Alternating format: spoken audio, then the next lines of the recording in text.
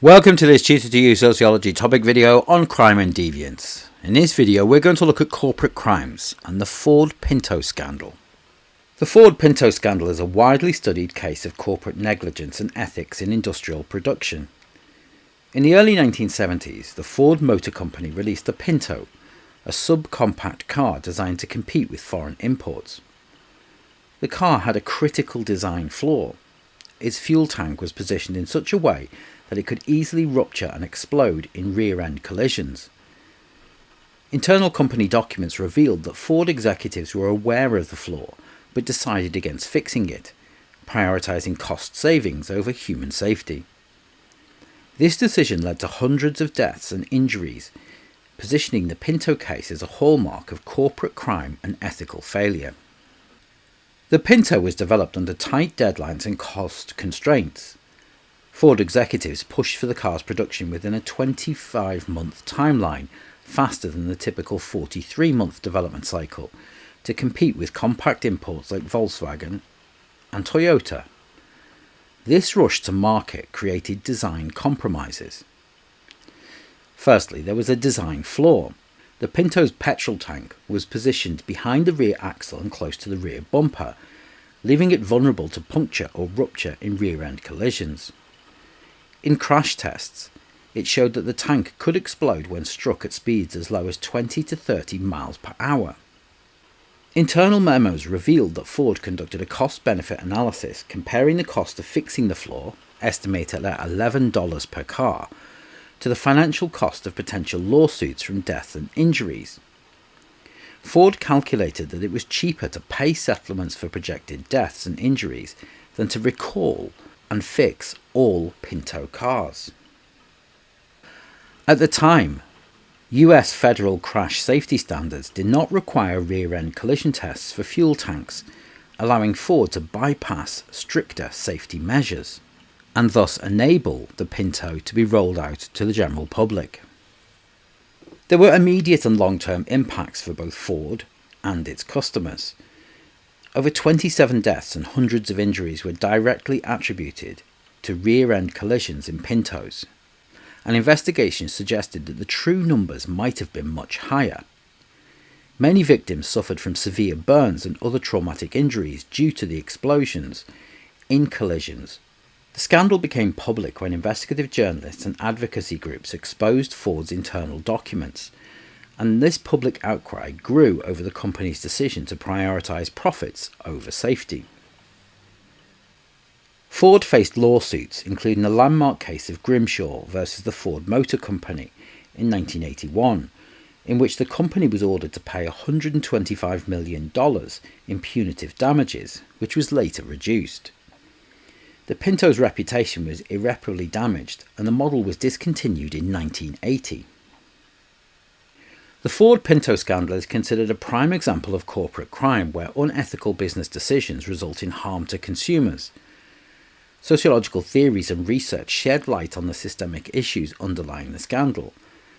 Firstly, the negligence in corporate priorities.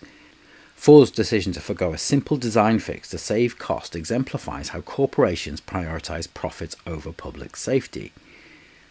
Clernard and Yeager argued that corporate crime is often driven by institutional pressures to meet financial goals, even at the expense of ethics. A second sociological consideration is the use of rational choice theory. The cost-benefit analysis conducted by Ford illustrates rational choice theory, which suggests that individuals and organizations weigh the potential risks and rewards before making decisions. Ford executives decided that the financial cost of addressing the flaw outweighed the potential loss of lives.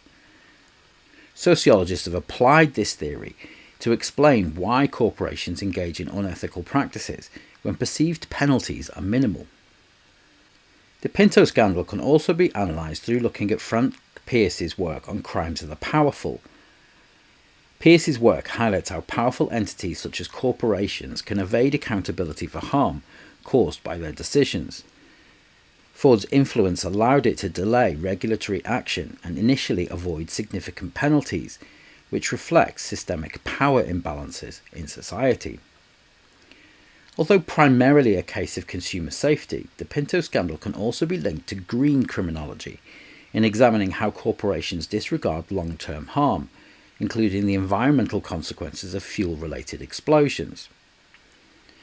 And the Pinto became a symbol of corporate greed, influencing public perceptions of Ford as unethical. Sociological research into labelling theory suggests that scandals can stigmatise corporations and alter their relationships with consumers and regulators. Although further research would suggest that delabelling can occur. As Ford had financial power, they were able to leverage their financial position and remove themselves from the stigma that was attached to the Ford Pinto. The Ford Pinto case had significant legal and ethical implications, including civil lawsuits. Ford faced numerous lawsuits, including the Grimshaw case, which exposed its cost-benefit analysis, and the punitive damages awarded were a turning point in corporate accountability. Ford also faced criminal charges. In a rare move, Ford faced criminal charges of reckless homicide in Indiana over the deaths of 3 teenage girls in a Pinto explosion. However, the company was acquitted, which highlights the difficulty of prosecuting corporations under criminal law. And finally, regulatory changes. The scandal did lead to stricter federal regulations on automobile safety, including fuel tank standards for rear-end collisions. The Ford Pinto scandal exemplifies corporate crime where profit-driven motives led to preventable deaths and injuries. Sociological theories, from rational choice to critical criminology, reveal the structural and cultural factors enabling such decisions. Although the scandal prompted legal and regulatory changes, it serves as an enduring reminder of the need for vigilance, accountability, and ethical responsibility in corporate practices. That concludes this Tutor to You Sociology topic video on crime and deviance, looking at corporate crimes and the Ford Pinto scandal. Thanks for watching.